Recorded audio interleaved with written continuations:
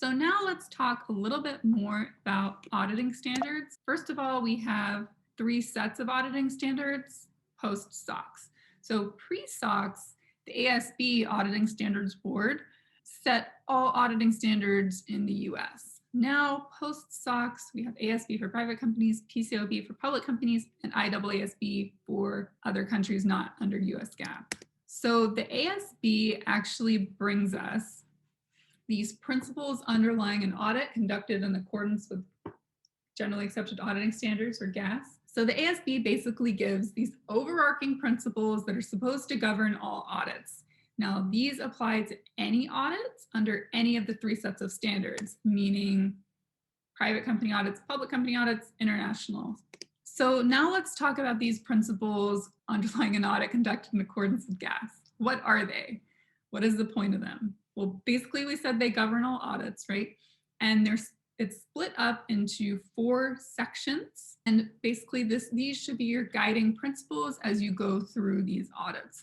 So the first one is about purpose. And basically it's, hey, what is the point of an audit?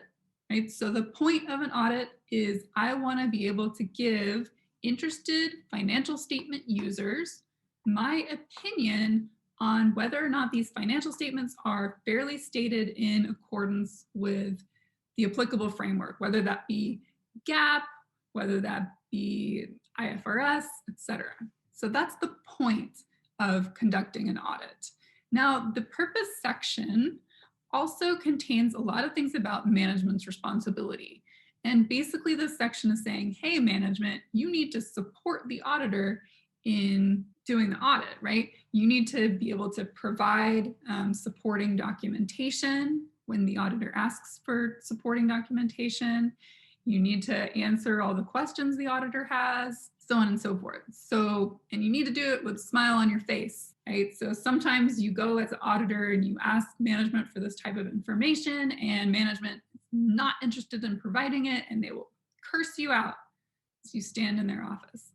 So we don't want that to happen. And it's interesting because these were redone a few years ago and there used to be nothing in here about management's responsibilities and that management should be supportive to the auditor. So that's kind of an interesting change that happened when these principles were redone. The next section is responsibilities, and this is really the responsibilities of the auditor in conducting the audit, right? So they need to comply with all independence and ethical requirements.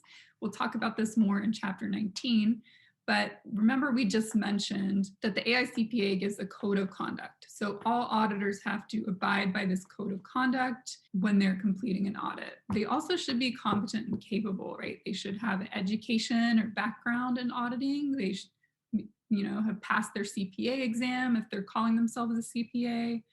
So all that stuff falls under responsibilities. Next section is performance. And this is basically saying that when auditors are conducting an audit, in order to be comfortable giving an opinion, they need to have collected enough evidence basically to have reasonable assurance that the financial statements are fairly stated. Now, the reason why we emphasize reasonable is because it's basically impossible for an auditor to ever provide absolute assurance. So what's the difference? Remember we talked about Apple and how something might be off by 10 billion versus 10,000. So I need to gather enough evidence at Apple that I'm confident nothing is off by as much as $10 billion, right? I need to be able to be fine with signing my name to a statement saying nothing is off by more than, 10 billion. And so this again brings in this concept of materiality. Basically, I'm making sure the financial statements are accurate within this kind of threshold called materiality. But what I don't have to do is make sure financial statements are correct down to the dollar, right? If I have a company the size of Apple and a few accounts are off even by $100,000 or more, that often would never change the opinion of a financial statement user or the action of a financial statement user, right? Because if you have $60 billion in cash, what's the extra 100,000 here or there? Right? So this is the whole reasonable, not absolute assurance. I don't have to audit every dollar, If I had to audit every dollar, that would be absolute assurance and it would take a long time, right? And I'd have to charge much higher audit fees and it would be impractical because I'd have to wait to see how all the estimates panned out. Basically, we content ourselves with reasonable assurance here, and that's kind of the good enough. Right? These financial statements are good enough. They're within, they're materially fair and accurate. All right, so reporting, this is just saying, hey, at the end of the day, the end product of the audit needs to be a report that can be shared with interested parties, so shareholders, debt holders, etc., that will tell us whether or not these financial statements are materially correct. Oh, and one last thing here, I do want to point out it is important to know these 4 sections and what goes into each of the 4 sections, because we will see like CPA type questions saying which one of these is part of the auditor's responsibilities in terms of the principles underlying an audit conducted in accordance with GAAP. And you need to know what's in responsibilities versus what's in performance versus what's in reporting. And your textbook has more on that, more detail here. This is very summarized, so I would recommend reading through the detail. So now let's talk about just a little bit, about how these standards are organized. Okay, so for private companies, we already said the ASB issues their auditing standards, right? And you'll see references to 2 kind of classification systems being used. So one, which is current, is the AUC section numbers, right? So this is what is currently in place. These are what is currently used.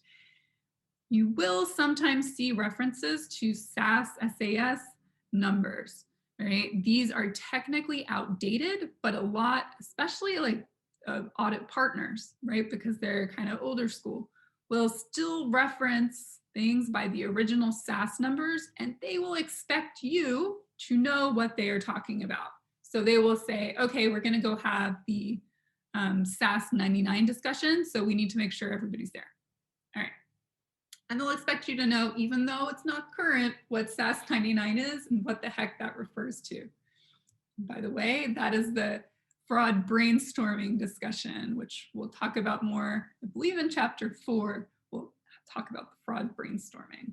What is technically current is AUC. If you go here to this link, you'll see all the current AUC standards. The main difference here is that when the SASs were issued, they were just issued in chronological order as the AICPA and ASB thought of things, right? So I'm thinking of revenue, that'll be, the first one. Now I'm thinking about purchases, that'll be the next one.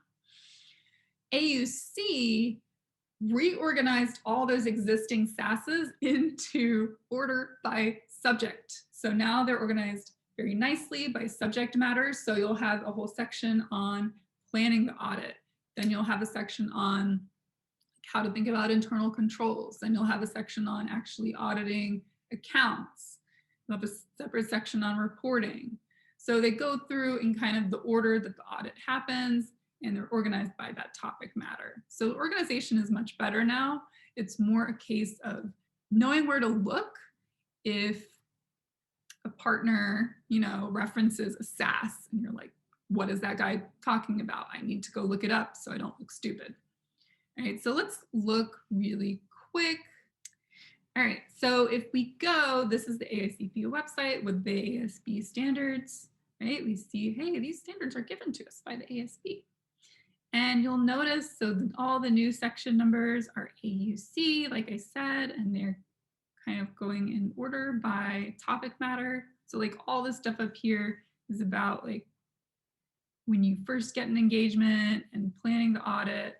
And the interesting thing is you see over here the original standard number, so SAS number 22. So you can kind of map to the old standards here and see which SAS numbers correspond to which AUC sections.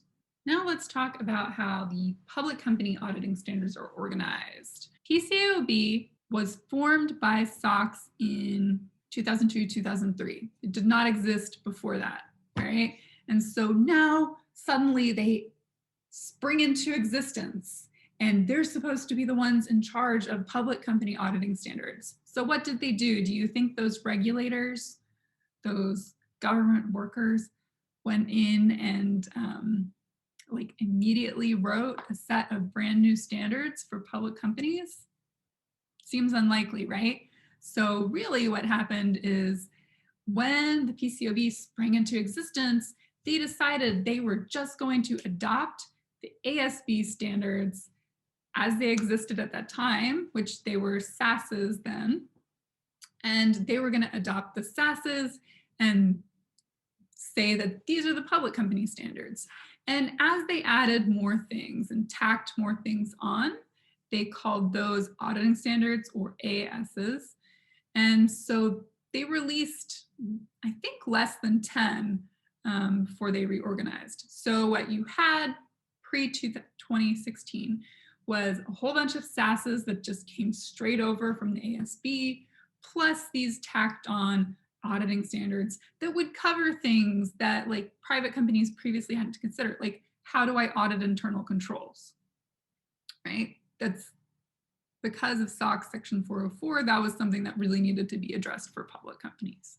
So you had that SASs plus tacked on auditing standards, or ASs.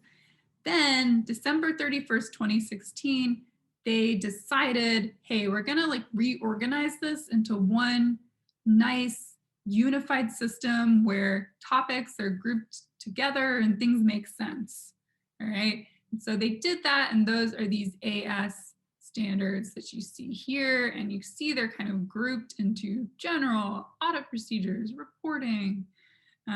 So they're grouped nicely now by topic matter, actually similar to the way the AUCs were reorganized. So if you see a reference somewhere to AUC, you know that's a current private company auditing standard. If you see a reference to SAS, you know that's a slightly outdated private company auditing standard. And if you see a reference to AS 1 through 10, I can't remember how many there were, that will be an older public company auditing standard pre-2016. And if you see reference to ASs in the thousands, that would be a current reference to an auditing standard from PCAOB for public companies, public company audits. All right, and the one thing you'll notice if you take some time to go read through the auditing standards is, compared to the financial reporting standards that you're used to, these auditing standards are very general, high level, more like guidance in a lot of cases. So think about how specific the financial reporting standards for something like revenue are, right? Revenue recognition. There's very like strict things that you need to adhere by. There's lots of kind of like tests you can do to see, hey, like, can I recognize revenue? Compare that to auditing standards. So auditing standard will have a lot of things like, hey, if you have an estimate, you need to use significant judgment in auditing that estimate. And you can do different things. So they'll give you options in the standards. They'll say, hey, if you want to audit an estimate, we can start with management's estimate, use that as a base, and test all their assumptions. Or you can come up with your own independent estimate and then ultimately compare it back to management, see if they're on the right track, right? Within a range of materiality. So we do these different things. Yeah, they give you options. Basically, they always emphasize the need for professional judgment to be applied. Because what you'll learn as we go through this course is a lot of auditing is a gray area. Things are not black and white like they were in financial reporting. And that's really also what makes this course hard, is all these gray areas. Like, when do I know something is too inaccurate versus when is it just accurate enough, right? And so we're going to talk about these things throughout the course. So we'll see you next time for chapter 18. We'll actually be jumping to the end of the audit. Very disorienting. But we'll be jumping to the end of the audit, and specifically to the audit reports. And I'll talk more at the beginning of that chapter about why I think this jump is a good thing. All right, but don't worry, we'll go back and we'll fill in the rest of the audit later. All right, so I'll see you next time for chapter 18.